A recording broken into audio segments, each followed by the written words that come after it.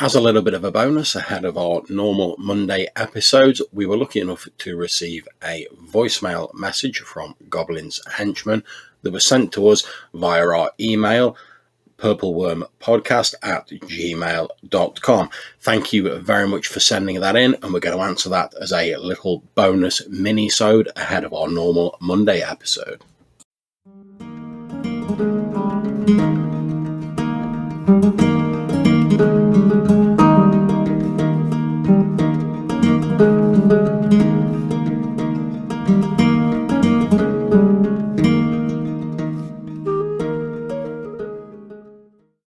Greetings, Purple Wormers. It's Goblin's Henchman here. Just got listening to the most recent episode on fighting fantasy. Now, fighting fantasy was definitely a massive craze at my school, and I remember that we had something along the lines of called something like the Fighting Fantasy Flap or something, FF Flap, or I can't remember exactly. It was something like that, all the Fs, where if you caught someone with like 10 digits stuck in a book, you're allowed to like swat it into the air. It's kind of a remedy, vigilante justice for cheating or something. But we all did it, so it was all fair game. But recently I found my copy of Caverns of the Snow Queen, Ice Witch, that one. And this will give you an insight into my mind, I suppose. But when I was slightly outside the craze of being a teenager, I found this book again. I thought, right, I'm going to do this without cheating, because I always cheated. I could never do it.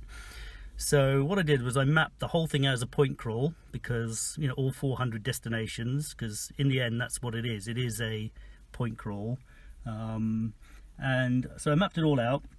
I then figured out the optimum way to get to the Ice Queen. So getting all the magic booty and avoiding all the fights where possible. And then I memorized it, and then I did it. And inside my Cavern of the Ice Queen, I still have my point crawl drawn out. I still have inserted the dead characters who didn't make it, because either I failed to remember the route or they got killed.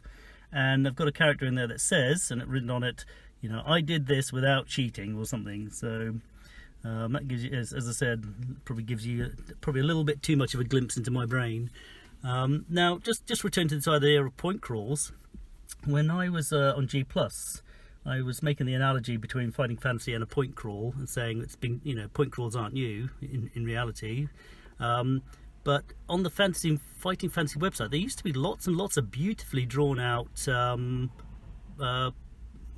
point crawls of all these adventures that people had done. Now, I went back recently and they're all gone, which is a great shame. So I don't know whether this is driven by the upsurgence in fighting fantasy. They've removed these point crawls or something, but they were, there was like a fan site thing, and they were really great. Anyway, so there we go.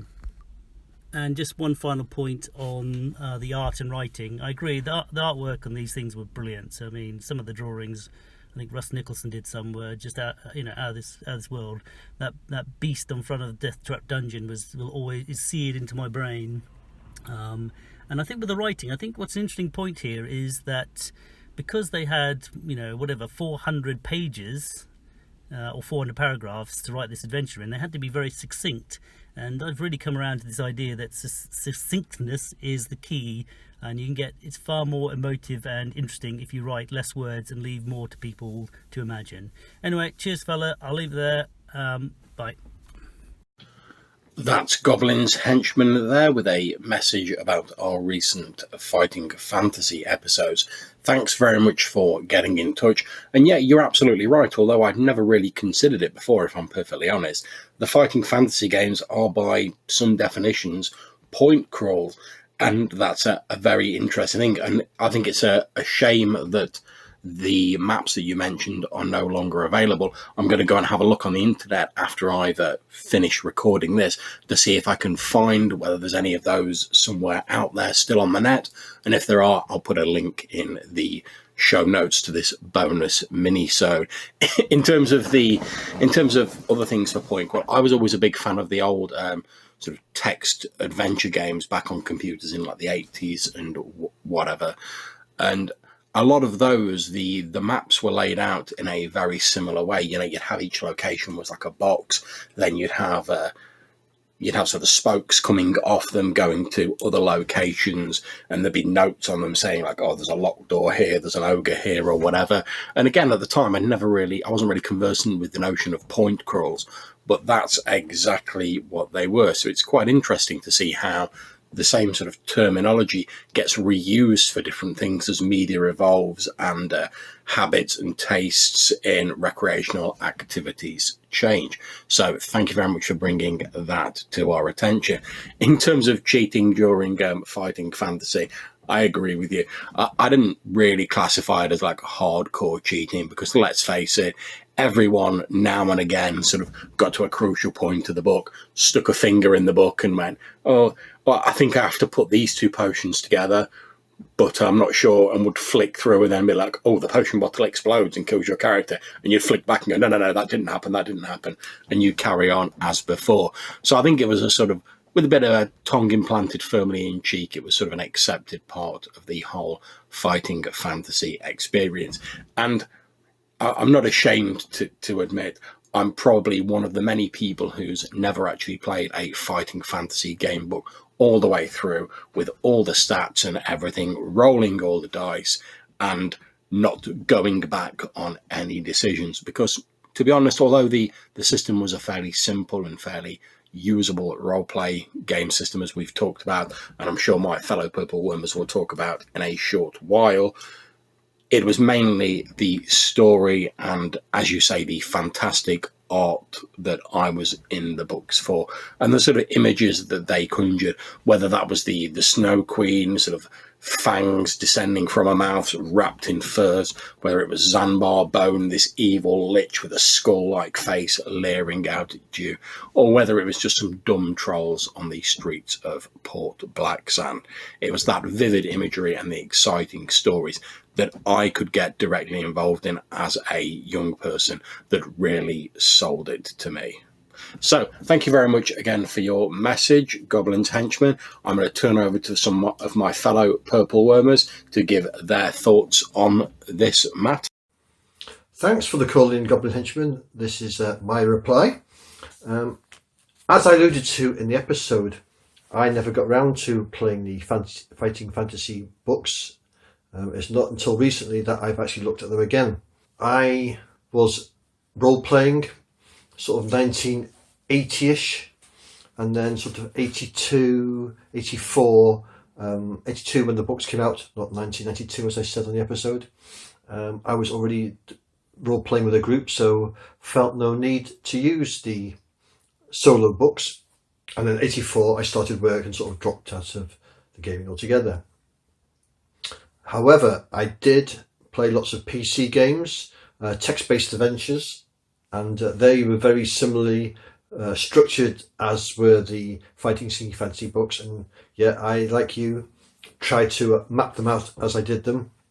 And then once the internet came along, if you got stuck, and quite often you did get stuck on those, you'd find a cheat sheet as a text file that someone else had completed the adventure, and you'd keep that cheat sheet, and if you were absolutely really stuck, then you would look at that cheat sheet and get past the bit that you were stuck on so you could continue. Because it was no fun if you got to a point and you just couldn't get any further. So that was the way I used to cheat. Fortunately with the computers, you didn't need 10 fingers then to keep your places. I have to agree with you on the succinct writing though. I think the way things are written like that is much better for the reader. Personally, I don't like too much flowery stuff. I want to get to the meat and the bones. I don't want to know which way the wind's blowing unless it's important. If the swan's flying across the sky, that sort of stuff. No, not interested in that sort of stuff. Give me the meat and bones so I can make my decisions. Now, I'll tell you some games I have played, game books I have played. Is the Fabled Land books. I don't know if you've checked those out. The Fabled Land books, there were supposed to be 12 books, I believe, but only 6 of them ever came out. They were complete sandbox. Unlike Fighting Scene Fantasy, when you were sort of railroaded, or you had a choice and then you were railroaded down that road and you couldn't turn back. In Fabled Lands, you could turn back. You could go anywhere you wanted to, and if you didn't like the route you were going, you turn around and go back the way you came, or go in a different route. And that was sort of, after looking at the Fighting Fantasy books, the Fabled Land blew my mind. Oh yeah, one other thing I want to say is about those point crawl maps that you drew back in the day for Fighting Fantasy. You're right, they have gone off the Fighting Fantasy website, but there is a trick that you can still get to them. If you go back to the Wayback Machine, which is archive.org, and then put in the Fighting Fantasy web address into the search engine there, it will give you a list of every time they've archived Fighting Fantasy website. And if you go to around 2014, 2016, you can actually get to the website as it was then, and lo and behold, you can access all the fan maps. They're still there. So if you still want to grab them maps, head over to archive.org, put in the Fighting Fantasy web address, and shoot over to the maps area and get all your maps. So that's my reply. I don't know what the others are going to say. Probably something completely different. But thanks for the call in. Cheers now. Hi Goblin's Henchman, and thank you. Super cool little trick from Pete there. I was going to say, although they've been taken down from the Fighting Fantasy website, you can still get hold of maps like that in various places, but there's a little bit of technical wizardry I wasn't aware of. So thanks for the call in. I'm going to exploit the privilege of answering after two of my fellow worms have already gone. Maybe I'll go first. I'll go first next time. I'm actually going to slightly contest one of the comparisons. So I think point crawls only in the loosest, most metaphorical sense. So addressing the maps firstly, yes, I've done those maps of the paragraphs. They are actually very difficult to do. They require a great deal of commitment to map every possible connection between the 400 locations or paragraphs.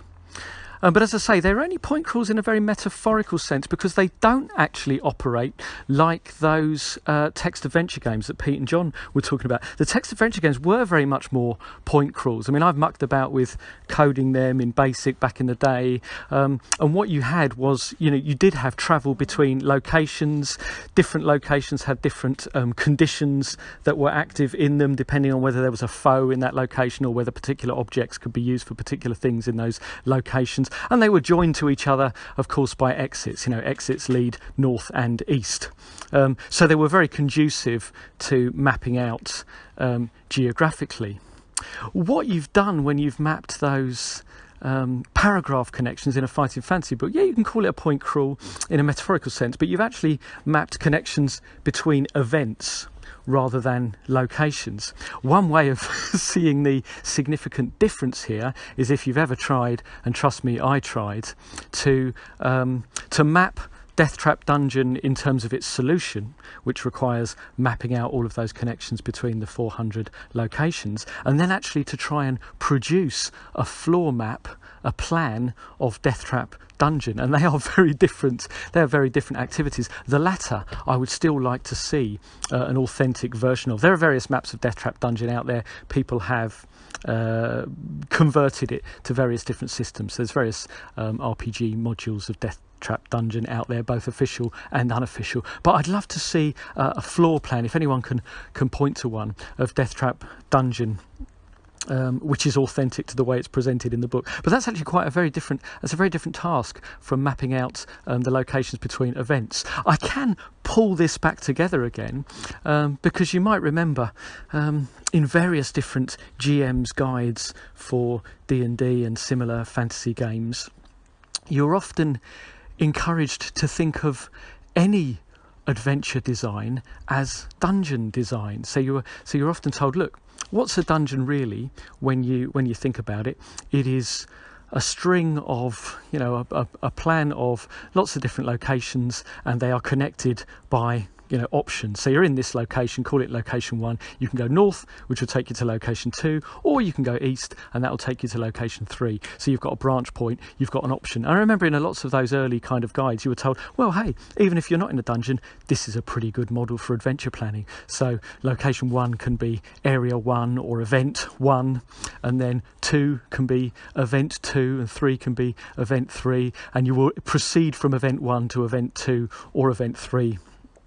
Dependent on the choices of the characters. And of course, once you've been designing modules and adventures for a while, you can come to see it in a slightly more, either in a more complicated way than that, or in a much freer way than that. But that's the sense in which I think maybe that event mapping and the point crawl structure begin to converge. So I can see what you're saying. I've done it. I could probably dig out some of those scrawled bits of paper. I never managed anything as neat or elegant as some of those ones you can find online. But that's the connection, I think. So point crawl maybe only in the loosest, most metaphorical sense. So, thanks again to Goblin's Henchman for sending us that voicemail. If you want to drop us a message, you can get in touch with us at purplewormpodcast@gmail.com, or as always, you can leave us a voicemail message on Anchor. We try and answer as many messages as we can at the start of each episode, but if we get a particularly long or involved message like this, we may slip out the odd bonus minisode from time to time. So thanks again to Goblin Henchman and to all my fellow Purple Worms for getting involved with this. Unfortunately, Colin couldn't send a reply because he's not able to get to a computer right now, but he will be back in action come our next main episode. So until we see you next time, take care and watch out for those purple worms.